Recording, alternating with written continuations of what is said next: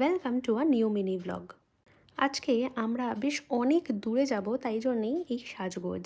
তাই প্ল্যান মতো সকাল থেকে উঠে ফ্রেশন আপ হয়ে স্নান করে রেডি হয়ে আমরা বেরিয়ে পড়েছিলাম। আজকে আমরা যাচ্ছি নিয়ার অ্যাবাউট 40 কিলোমিটার দূরে বর্তির বিলে। আর যেহেতু আমাদের সঙ্গে আমার দুজন ফ্রেন্ডও যাবে, সেই কারণেই আমরা ফার্স্টে চলে গেলাম ওদের লোকেশনে দক্ষিণেশ্বর।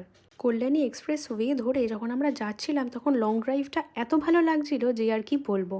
যাই হোক, নিয়ার অ্যাবাউট 40 মিনিটসের পরে আমরা পৌঁছে গেলাম বালি ব্রিজের তলায়। দেন আমরা ওদের জন্য ওয়েট করলাম। ওরা চলে আসার পরেই আমরা রওনা দিতে শুরু করলাম বর্তির বিলের উদ্দেশ্যে।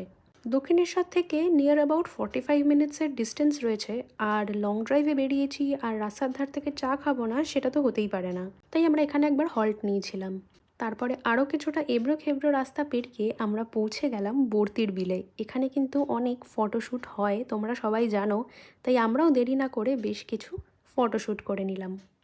তোমরা দেখেই জানিও যে আমাদের এই ফটোগুলো কেমন এসেছে। এখানে চারিদিকে শুধু গ্রিনারি আর গ্রিনারি, যা দেখলে মনটাও কিন্তু সতেজ হয়ে যায়।